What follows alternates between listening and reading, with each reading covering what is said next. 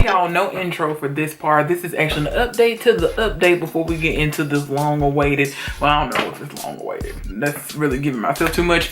Or the part 2 of the sequels of Game of Thrones that I want to see. First updates, Long Night, the Long Night prequel that was called Blood Moon was the working title, canceled. The other one, for whatever reason, it doesn't matter at this point. So that has been announced. The one that is going forward is the one about the Targaryens, because y'all love dragons and titties. But I'm just interested to see how that one's going to play out. It is apparently supposed to start with the dance of the dragons, but that is not even supposed to be released or go to Pilot, even though it was approved to go to Pilot. Like, we haven't heard anything about casting or anything like that. We really don't even know about the storyline at this point. That is supposed to take place at the Dance of the Dragons, which is the civil war between the Targaryens. So, and it's supposed to be based on the Fire and Blood, even though that doesn't happen in the first volume that is out. But we know that the second one is coming out pretty soon, because it's basically done. This is all his prehistory that George R. R. Martin already did prior to Game of Thrones. It just needs to be in a complete set. You even have some of it from the World Book. Because whoever is the head of programming now has basically said that they were not trying to go with any more stories from Game of Thrones that did not have basically a complete story. Because you saw how the last one kind of went. Although I feel like that's a cop-out, and I don't kind of believe this other part that I'm about to say. After this, concerning the other prequels. But anywho, he said that he didn't want to basically proceed with a story that's not finished all the way, because they had such a hard time with Game of Thrones because, you know, book-wise, the canon is not finished.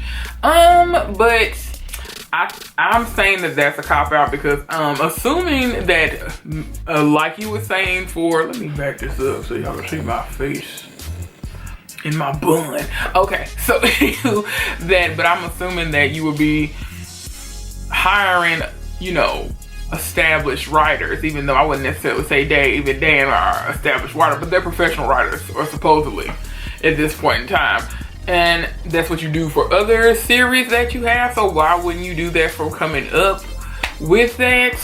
Because it's kind of wild, even when there is a certain clip, and actually I will put down a link to another video, The Dragon Demands. He has a breakdown of what happened when they talked to like Austin, and basically they didn't know what they were doing. And I was just like, yeah, sis, we know. That's basically what they ended up confessing. And the fact that you would keep on giving these people money to write, and I'm putting that in quotation marks, is hilarious to me. So I'm like, if you do kind of the same situation for any of the prequels, all of them are eventually going to still fall flat. Although perhaps at this point they will insist that they have an actual writer's room. That would be helpful to any of it going forward, because it's, you know, a la Tyler Perry, they really did not have a writer's room. It was just like Dave and Dan. And for the scope of these shows, fourth Game of Thrones, that's crazy. First of all, even 30-minute episodes, you know, the writer's room is usually at least 10 people.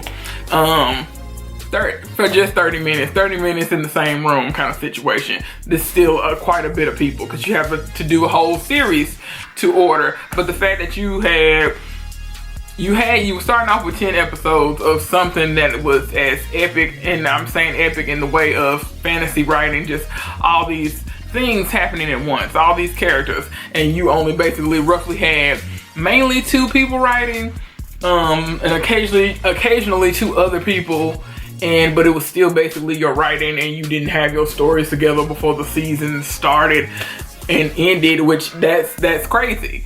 Yeah, like, it was, like I said, I'll link to that video where they're chatting Austin I know a couple of people have talked about it already, so there's no need for me to get into it. But it's like if you sit and do it and you actually like to, and you are actually a fan of fantasy, which a lot of people are, self-included, that it's just gonna like frustrate you. And I was just like, you don't need to let these two men near anything fantastical. You know, y'all was talking about how bad Star Wars was. I was like, well, and then apparently they dropped, okay, whatever, they got dropped, they dropped it. It does not matter at this point. But y'all, that needs to be, seems like a blessing to Star Wars going forward. Yeah, and on another point, that Confederacy show, dead, which that should tell you something else. Like, whoever was the head of writing at this point, the head of programming that was kind of letting this stuff go by is wild, but they have a new head of programming. So we'll see. Okay, that moves on to the next point. So this is conflicting, even though he said he's the head of programming for HBO now. I don't remember his name. I'll insert it if I tend to look it up, because it's just supposed to be a quick little blip before I go into the ones I actually want to see. That they don't have any plans on bringing any of the other sequels. However, money talks.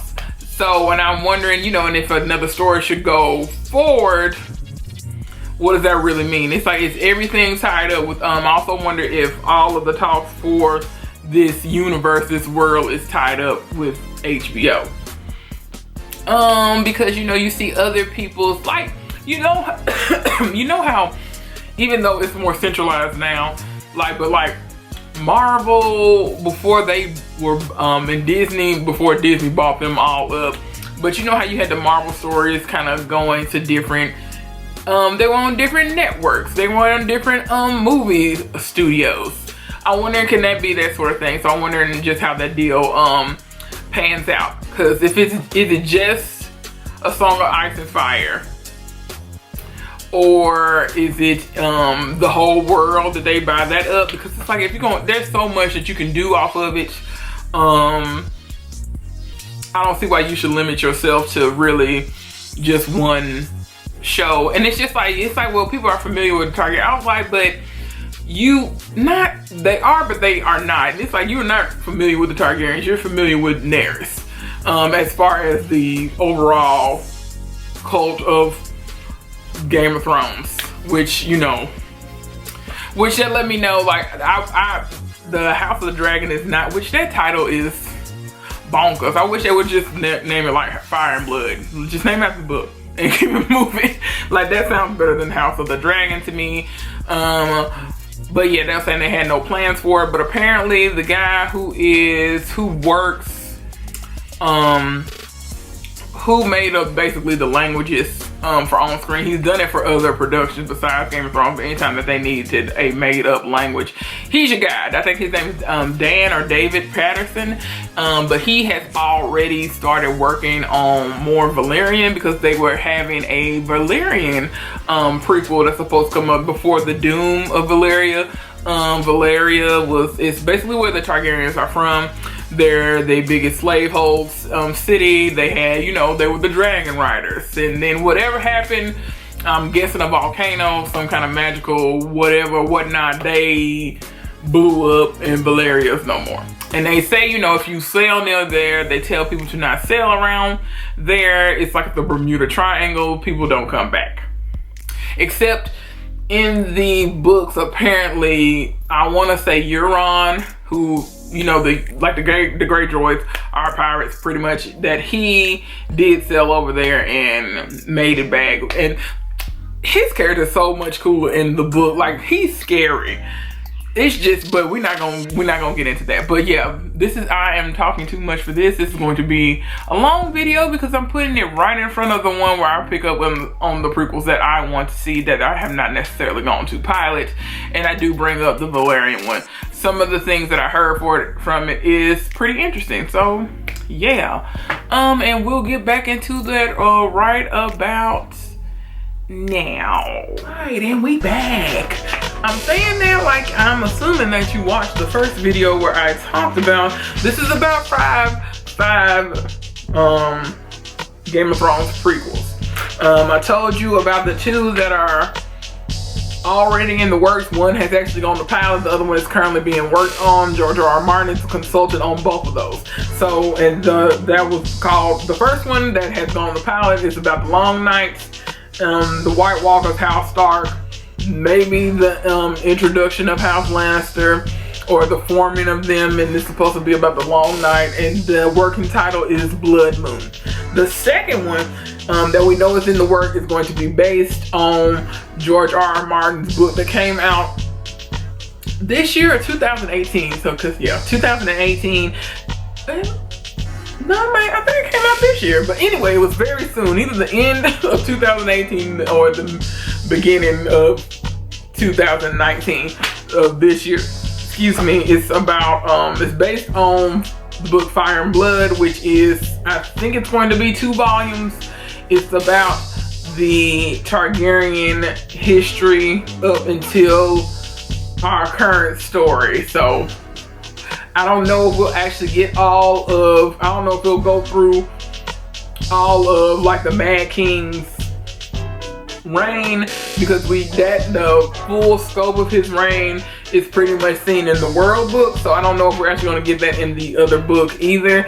It's interesting. People, I was like, I am not pro Targaryen, but like they're not one of my favorites. Like I do prefer the Starks. The Starks are the heart of the Game of Thrones story. Maybe that's why I prefer them. And then almost all the characters are children, so I can't even do all that, because yeah, like people like, oh, Daenerys is 14-year-old girl having a hard time. It's like, yeah, just like the bulk of our characters are their children. Like, you know, like Jon is, well, she would be like 15. So, but like, you know, Jon Snow is a smooth 16 years old. If that gives you any, and he is on the older spectrum of the characters that have the main characters. Like all the Stark children are still very much children. The oldest besides Jon Snow, you know, is Sansa, and Sansa is 13, 14, yeah. So even by the time, if they do the 5-year jump, she won't be 20. So if that gives you any kind of leverage. So like everyone's a kid. Like I think Daenerys is only a year older than Sansa. If that gives you, because I know Jon and Rob are older than her. So they're like a year older. So it's just this. See, I'm cutting into my time talking about these other 3 prequels that I want to see. But anywho, I got to get the breakdown. So it's Rob, Jon, and Marjorie are the same age. So, ooh, when I come to think of it, it's Joffrey and Daenerys are the same age. Cause I know that, what is it, Joffrey? I think so. Light bulb. Okay, because I know that Joffrey is older than Sansa, but he's younger than Jon and Rob, but not by a lot. So because Jon, Rob, and are older than Sansa. Sansa's like 2 years younger than them. I still think, I don't care what anybody says, I think that Rob is the oldest, even though, you know, Rob is gone. R.I.P. You know, to the true king of the North. Okay. But anywho, we talked about those last 2, those 2 prequels. So these are the 3 that I want to see, that I know we are not going to get anytime soon, because George R.R. Martin said that he would not be doing any more series where the canon, the book canon, is not complete. Which I see why he would do that after undertaking Game of Thrones. He was like, the story just kind of got away from him at the time. And you know, people were like, oh, how dare you complain and you're not finished with it. Well, first of all, you still have the bulk of the story. That's the first thing. Second, if I was George gave out the plot points. And you are a professional writer. This is not your first time around the rodeo. Now, the fact that you decide to be lazy and only focus on titties and dragons, that's on you. And wars and battles. But I'm like, I don't want to see, as much as I like battles, I don't want to see battle. But I also don't want to see people talking about something that ain't got nothing to do with what's going on. I'm not even talking, like, you always gotta tell a sexy joke, but we are done ranting on them. We're off that. Okay, so the first one and the main one that I actually want to see, so I'm gonna start with this first, is gonna be something based on Robert's Rebellion.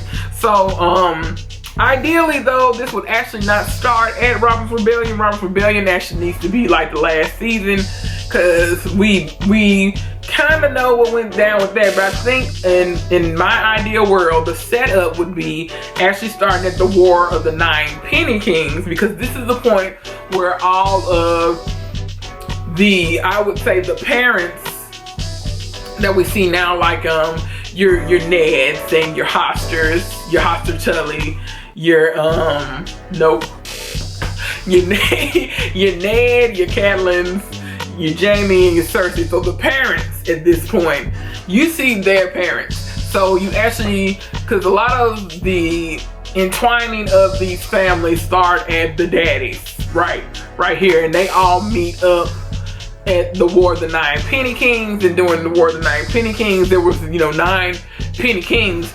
causing a ruckus in Westeros, and it was happening all over Westeros. So they were basically trying to take over everything. They were again harassing the Riverlands. They were again harassing people at just different points in the Crown Land. So that's very near, that's near King's Landing. So, you know, I want to say Jaehaerys.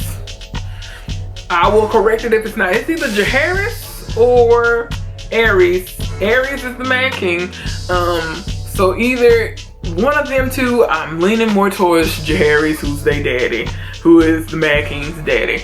Called up all of the Lords of Westeros to come help battle these people who were basically trying to take over and causing a ruckus for them. Now, were the NinePenny Kings incorrect with some of the things they were going against? I do not feel that way, and that would be a good plot point for it too. So if we get to see both sides of the argument, because some of the issues is about what's happening with the small folk, and that plot point was dropped in Game of Thrones, the TV show, and it's a very strong theme in the books. That, like, part of the reason the whole issue with the Sparrows, the High Sparrows, and the Septons is because it's actually the small folks are making an uprising because of all of this war that has been going on and it has been affecting. Anyway, it was a, you know, that the small folks were the ones getting hurt by whatever was going on during any of these wars. So it would be an interesting angle to see the NinePenny Kings, their grievance, because it did have some tie-in with that. So, but anywho, back to my notes. But at this time, like I said, you would be seeing a young Tywin Hoster, who's Catelyn's father, Rickard, who is Ned, Brandon, Lyanna, and Benjen's dad, Stephen Baratheon, that's Robert, Renly, and Stannis' dad, and Jon Arryn, who of course, you know, is the foster father to Ned and Robert. So at this time, this would have been the time that, and at this time, they would all be young lords with young families. So I know for a fact, I know Brandon, well, not OG Brandon Stark, but Ned's brother Brandon was alive. I want to say Ned was alive. He would have been about a toddler, and Catelyn is an infant at this time. And if they want to keep it up, you know, just to bring us into that world, you know, at least, which just kind of gets lost in the fray, like, because of how they age the characters, even though the actors are about the same age. That, like, Ned, like Cat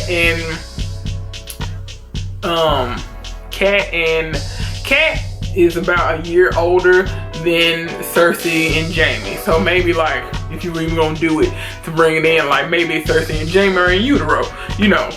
So, but anywho, all this where they made all their connections, and they started talking about, you know, marrying their kids to each other. So it was discussed, and all these lords kept in touch all this time. And at least if they were not friends, they were friendly.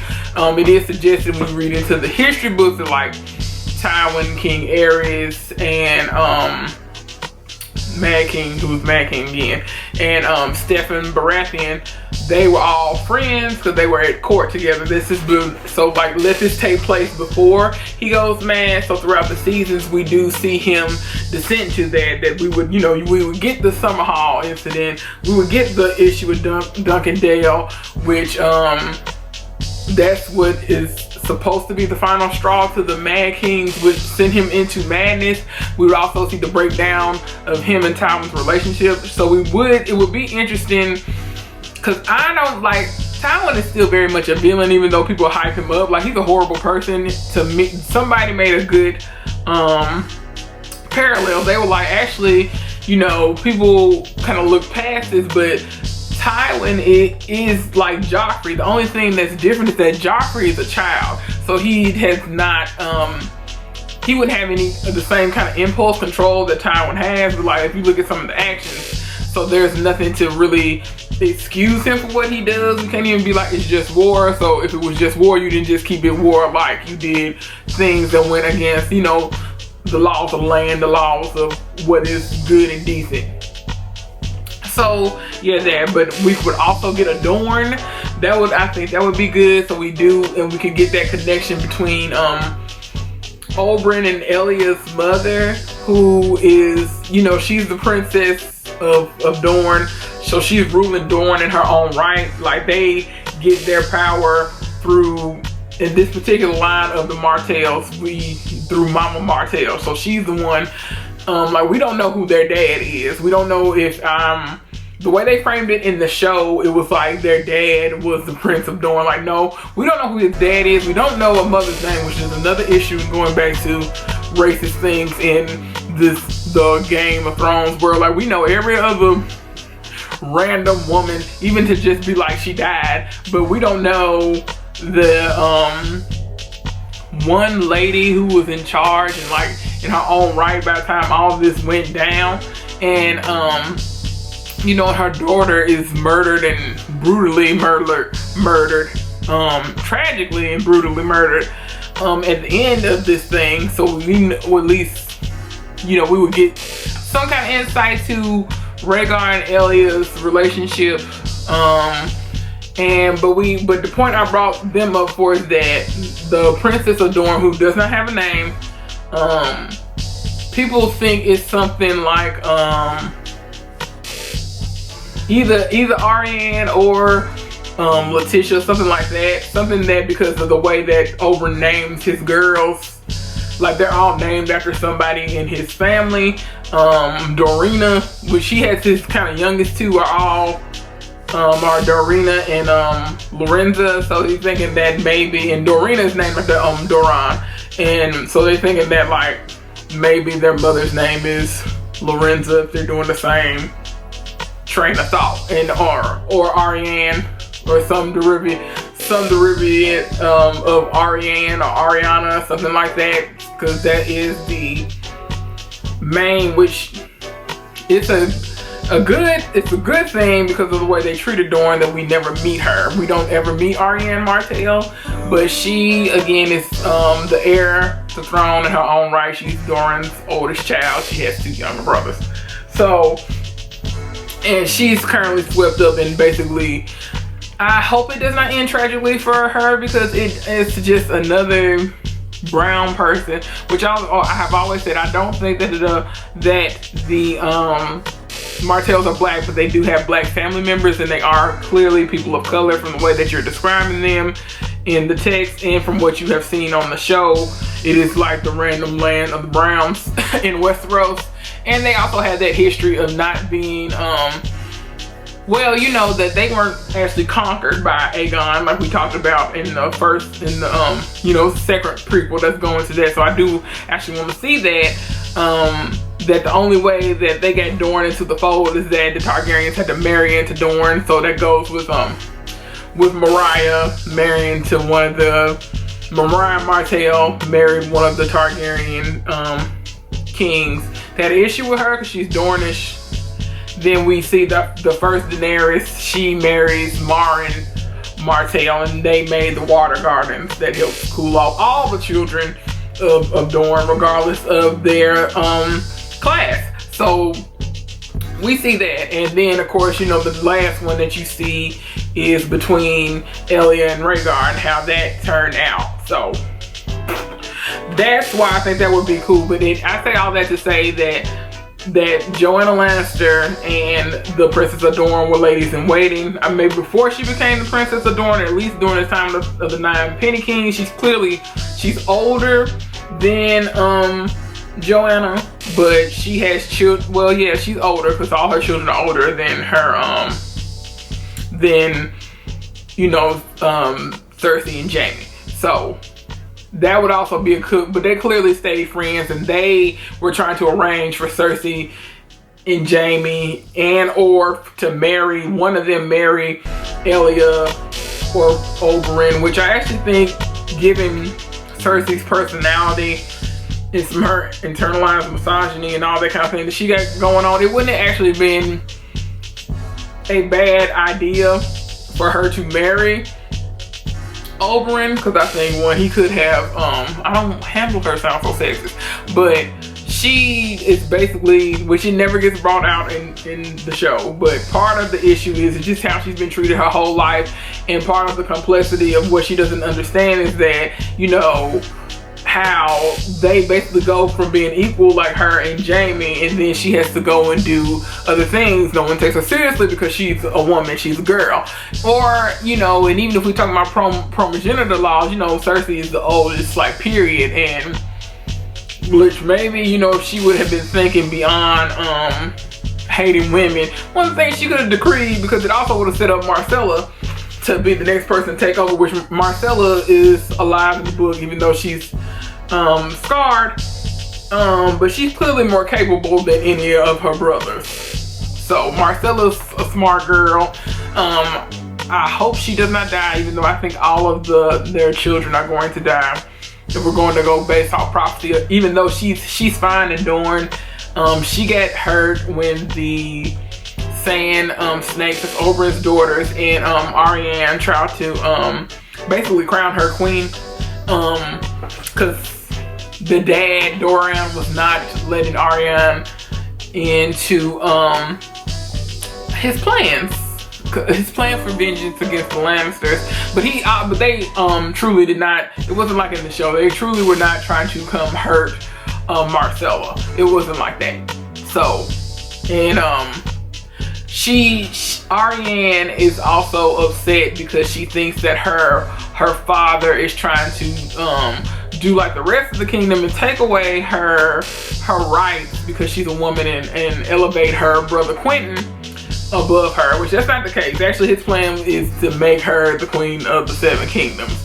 So that's she's either gonna end up with Aegon. I don't know if he's real or not. I actually kind of want him to be real, just because that would be a whole nother situation. Going back to that Fire and Blood thing, that's the conflict that I was talking about in the prior video that's going to come up, because you do have this Aegon who's claiming to be Elia and Rhaegar's son, that he escaped the sacking of King's Landing. And even if it's not him, he's clearly some kin to the Targaryens. He might be a Blackfire. So. And he's been raised to believe that's who he is, because this person would have been an infant anyway. And he's some kind of he's got some kind of Valyrian blood, and because he's got the purple eyes and the blonde and the really blonde, white, platinum hair, so that he dyes blue to hide. So that's gonna be the conflict. So when that comes up, and then if somehow if it's going to matter that R plus L equals J, because Jon is still a bastard, but if he's legitimized by Jon, that still wouldn't make no difference. Not if Jon was legitimized by Robb. One, Robb is not allowed to hold it up. I don't see him. He said so in the book, and even though he said it in the show too, that he doesn't want Winterfell because that's his sister, Sansa's, even though nobody know where Sansa is at the moment. So, and he's got his own issues with the Lord Command, and well, he's currently dead. But that's neither here nor there. Getting back to the main story, but that's part of one of those conflicts that I said is gonna come back up. But yeah, so we would also see, I would want to see the turning in Harrenhal. This would be like later seasons. And the Rhaegar and Lyanna situation, all that leading up to Robert's rebellion, And of course we need to see the burning of the Starks, the burning of other people who just displeased the Mad King, and how there was no rhyme or reason. I've always said, even though they was like, well, Robert's in the show, which was ridiculous, that Robert's rebellion was built on a lie. No, I think that even if Rhaegar did not abduct or she ran off, either way it's still inappropriate, because she's like 14 and he's a grown man with 2 kids and he's married and he's a crown prince, so, and he had already shown his tail at Harrenhal, so he would and you know your daddy is crazy and burned up everybody, even though you left your wife and your kids with him, with your crazy daddy, even though you had not been living with your daddy because he's so crazy. So that had already been going on. So even if Rhaegar did not do what he did with Lyanna, whatever it is, whatever the way it comes out, I don't think it's going to be the same way in the book as it is in the show. I don't think that he annulled his marriage, and like they were using annul the marriage like a divorce. I'm like, that's not the same thing. But we're not gonna get into that. That's neither here nor there. I don't think that's gonna be the same thing. But they were having so many issues with the way the Mad King was doing. Like, if it wasn't gonna be Robert and Ned, it was gonna be somebody else, because that was the last straw. Because basically, and not even so much with Brandon. You could make a case for Brandon, because Brandon was out of pocket. He was being a hothead, even though Rhaegar looked like Rhaegar abducted and raped his sister, his teenage sister. That's what it's looking like. So Brandon is in the right for that reason. But the fact that, you know, you basically burned up Rickard, who did not do anything wrong. He came to the summons. He was armored up like he was gonna do the trial by combat, and you basically just burned him alive. So that's what's getting it started. So you killed, the north is the largest area of Westeros, the largest area. So and he's the High Lord of that. They've been holding it. So you killed him basically in cold blood. You killed his heir. And then you turned around and asked for the next boy, who would be Ned, because Ned is still a teenager.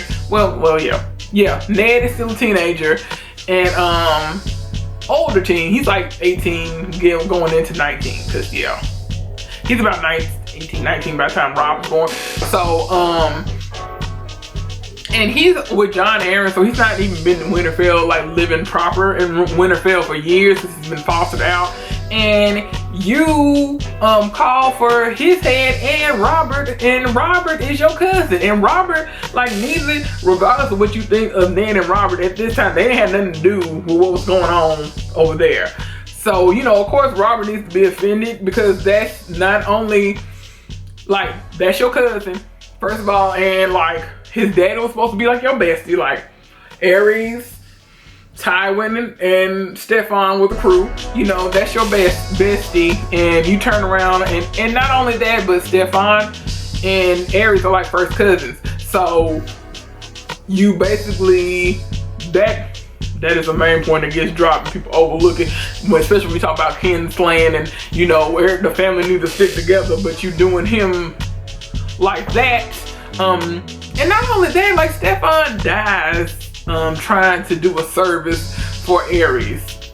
And you turn around and treat his son like that. And but you know, that goes back to the whole madness thing. So we just need to see that descent into him getting madder and madder in membrane, because it's just like, it's weird that, like, the Baratheon boys don't have any kind of relationship with the Targaryen kids, but like, Rhaegar was cut off from other people for a long time. Same thing with Viserys, and Viserys would be like well, at the end of this, he's like 7 years old by the time they had to go run, and you know, and Danny's in utero. So, like that.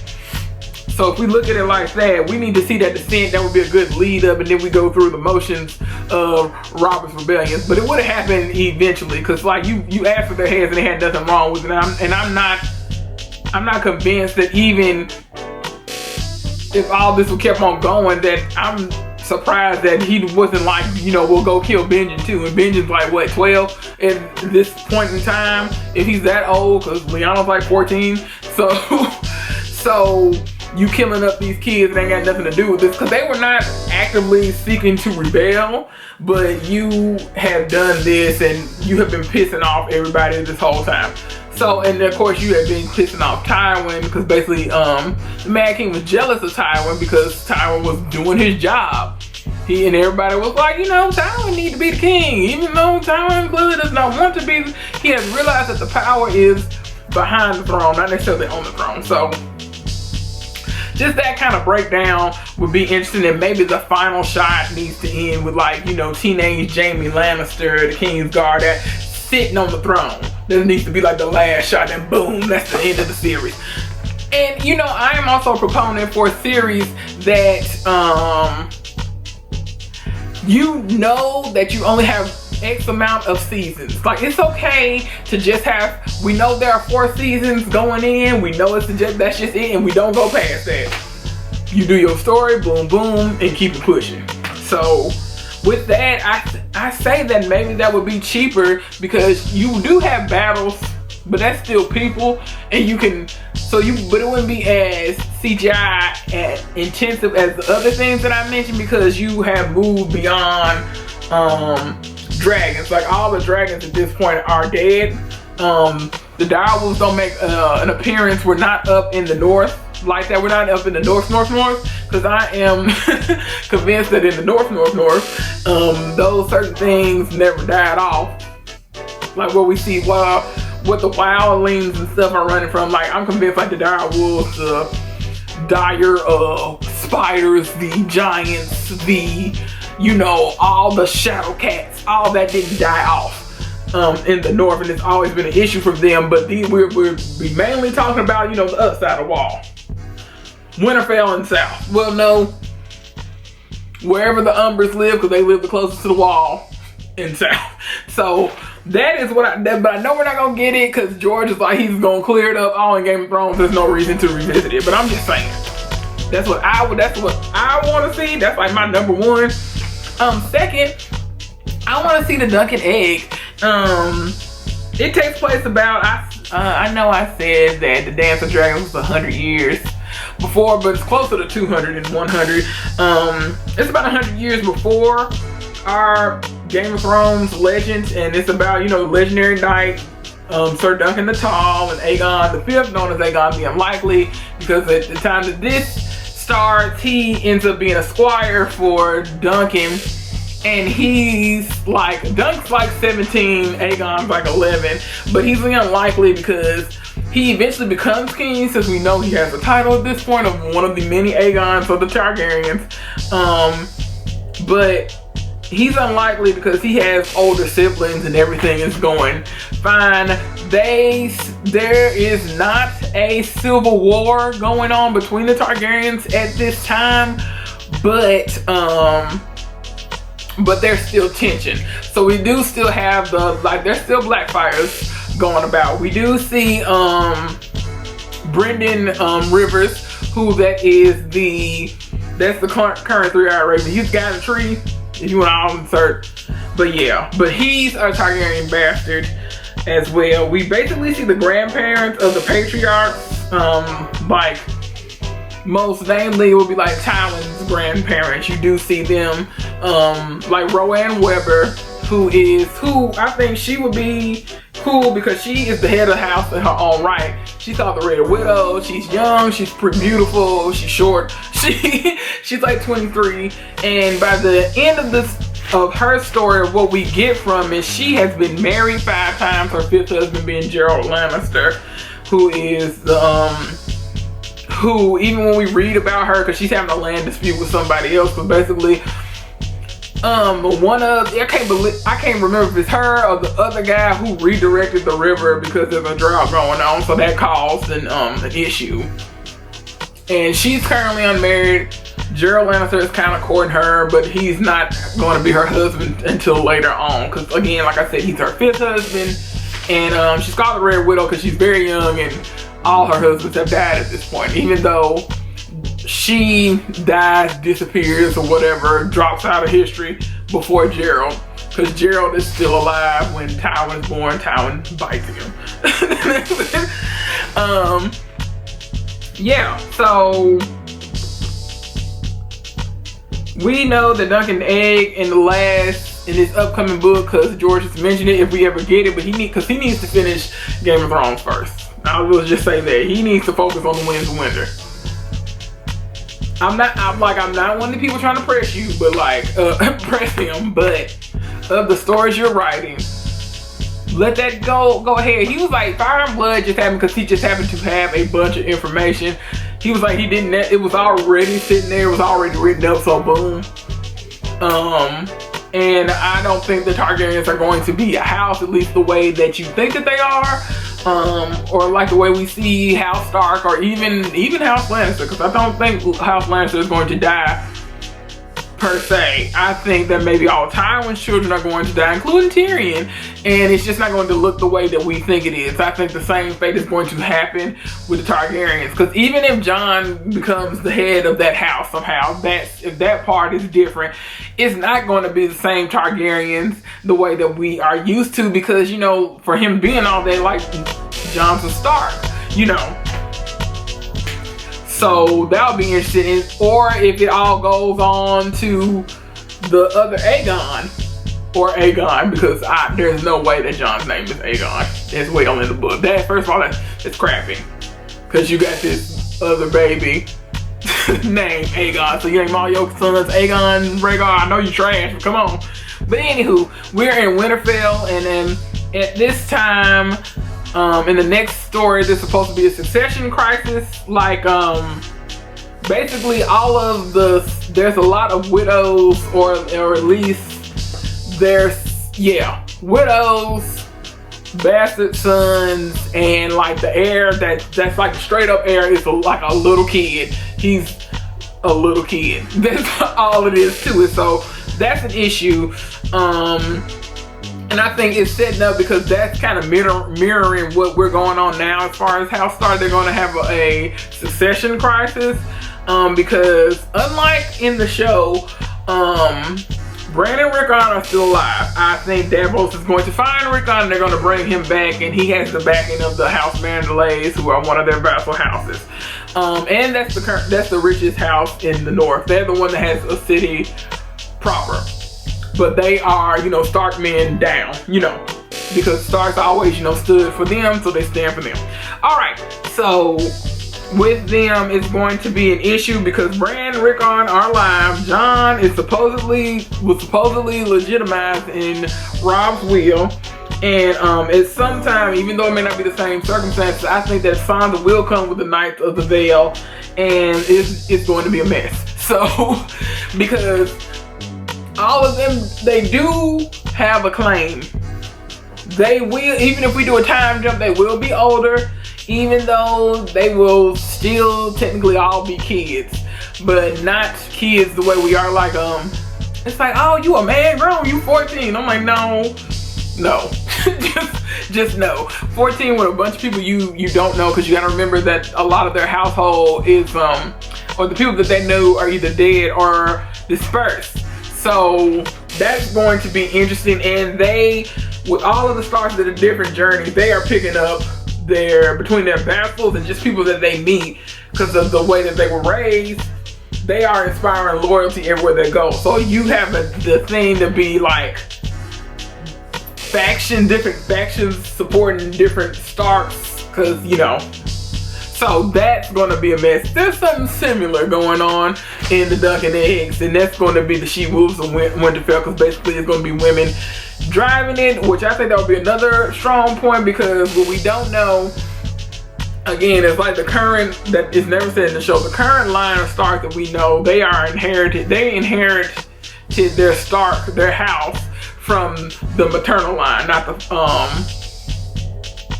patriarchal line. So that would be interesting. So we're taking it like that, and you see that, and how they don't talk of women in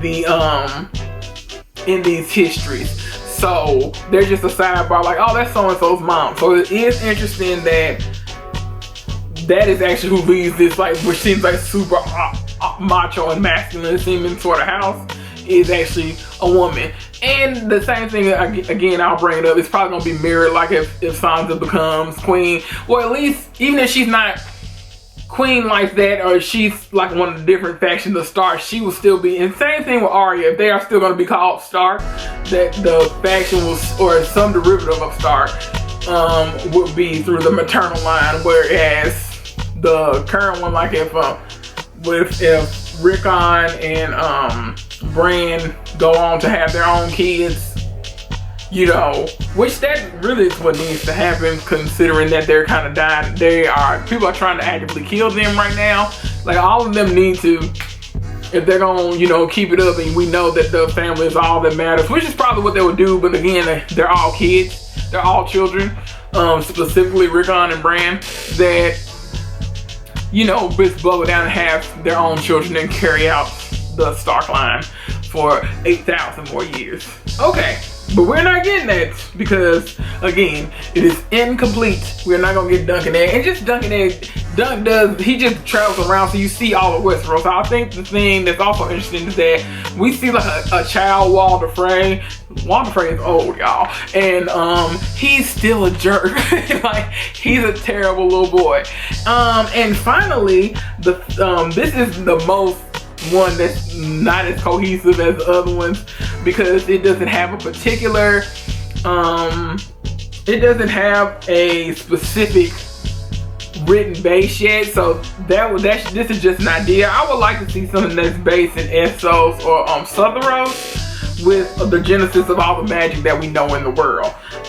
Specifically like a Shire, that's in Essos, or some of those unknown lands. We see some of it in the world book, but a Shire is where all the magics and the sorcerers are trained up. That's where Melisandre trains up. That's where Mary Masdur, you know, the one who, the lady who is a witch, tells you she's a witch or a healer, and that she trained in the Shire. She told Daenerys what to do, and she did not follow her, and it was like, well, she killed the baby and Drogon. I was like, not Drogon, Drogo, Khal Drogo. I was like, well, why wouldn't she? Like, again, like her whole village was like murked by the Dothraki, and she was raped 3 times. So she's and all the women, that happened to all the women. They weren't murdered, they were raped and turned into slaves. Like, Mary Masdur was a slave. And I'm supposed to feel bad. I was like, you know, that baby would sound like it was gonna be a monster anyway. But specifically, she told Daenerys, this is a different way, she told Daenerys not to go into that tent until she was done. She told you this was gonna be some dark magic and this ain't nothing you need to play with. But here you go, you and Goofy Jorah came up in there, now you're mad that the baby's dead, because the baby's life was paying for, she said life has to play for life. She tried it with a horse, and then you bought her in there instead of staying out like she said, and it's either the baby or Drogo. One of their lives is also the life that paid. No, her life is the magic that makes the dragons. That whole like blood magic. So even that needed, I want some more explanation with that. And so maybe to even bring this together, we see somebody getting trained up in R'hllor, and how one becomes a red priest and priestess, because it's different from people just following it. So I want to see something in that lane, you know, just saying. So I know we're not gonna get that, and we need to tie in with something that's maybe even from the Maesters' point of view, because something about the Maesters is not right. I think it's interesting that the Northerners do not trust Maesters. Like, it's different at Winterfell in the current story specifically, but you also got to remember that, you know, Ned, for the bulk of his life, for the bulk of his childhood, he was fostered in the South at Erie with Jon Arryn. So he doesn't feel no kind of way about that. And Cat is from the Riverlands, and they, you know, they worship the Seven. They believe in the Septons and the Septas, and the Maesters having your best will at heart, but something about the Maesters ain't right. And they are like specifically anti-magic as it is tied to other religions. Specifically when they're talking about, like, we know there's some power with the werewood trees that the Northerners and the children worship. And there are a couple of southern houses that worship them. So, and we know that there is power in lore. And they're kind of trying to frame that, even though, because like Melisandre's not a good example if we want to talk about this being clean, nice magic.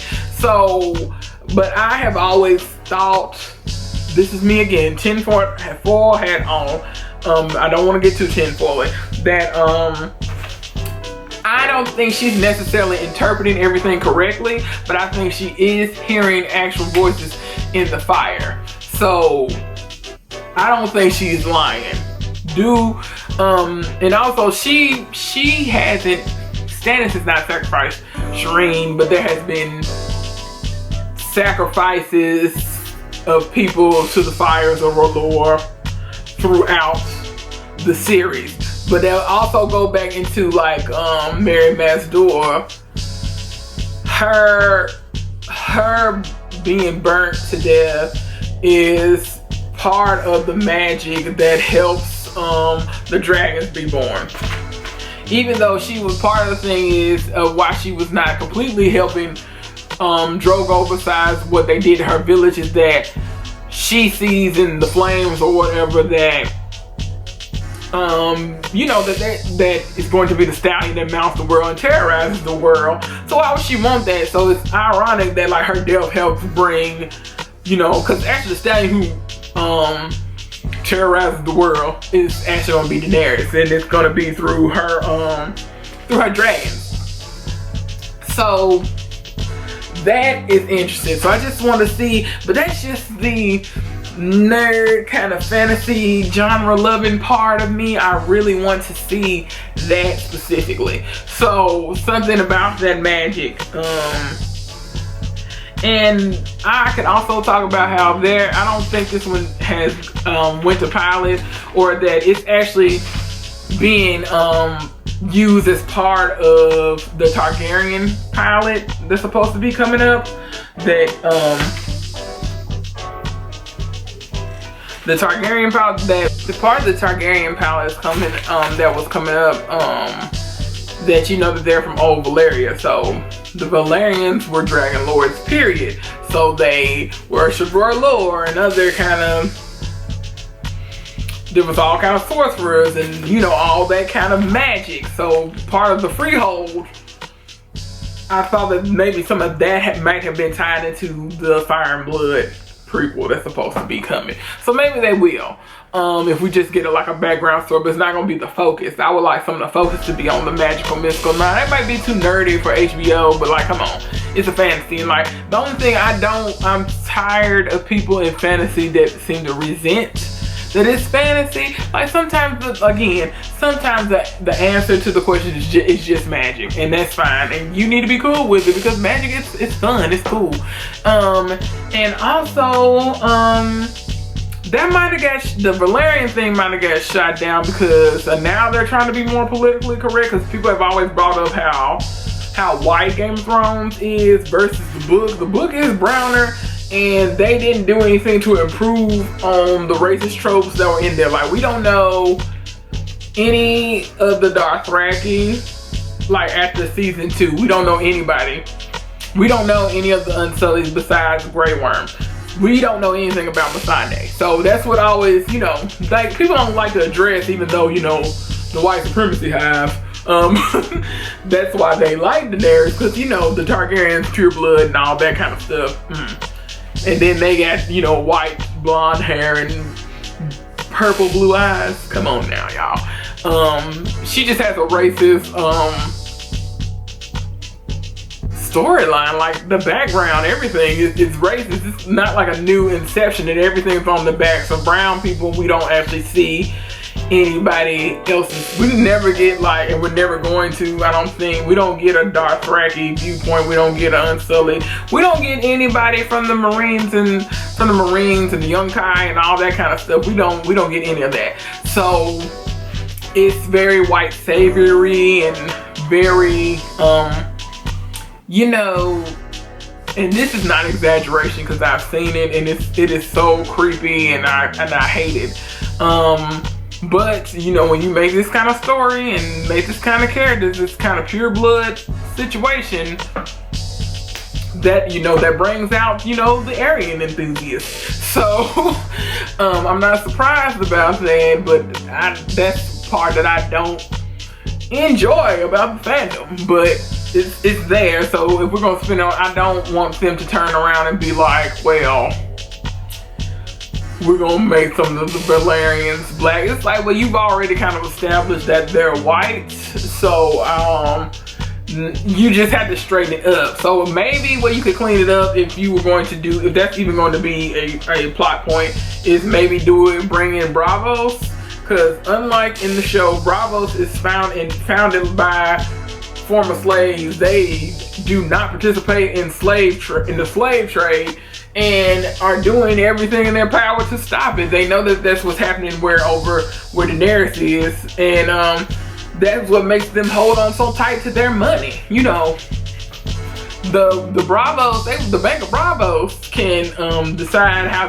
war is gonna turn out, because you know, they always gonna get their payment in one way or the other. So we need to see something like that. Even, you know, I want to see something set in Essos would be cool too.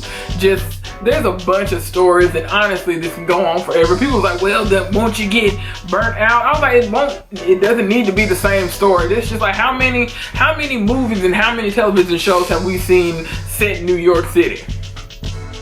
And they are not the same. So why would that be different for this fantastical world? You could say same thing about the Lord of the Rings. Lord of the Rings had 3 whole movies, and then they came out with The Hobbit. Same universe, and actually some of the same people, same characters, and no one has, you know, anything to say. But honestly, some universes can't go on forever because the story and the detail is so deep. And honestly, people act like they can't walk and chew gum at the same time when it comes to it. Like, you can make something, this person, even though it will probably not get the same amount of praise, because cultural phenomenons happen like once in a blue moon, even though everyone's trying to make everything to be a cultural phenomenon. That's neither here nor there.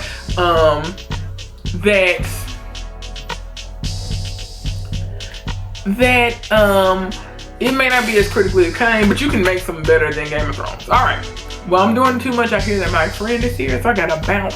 Which ones would you like to see? Thank you for watching. Hope this wasn't too wordy. I know this one is longer, but I had to explain more than the other one because those are actually in the works. So these are just things I want to see, and I want to know which ones y'all want to see too.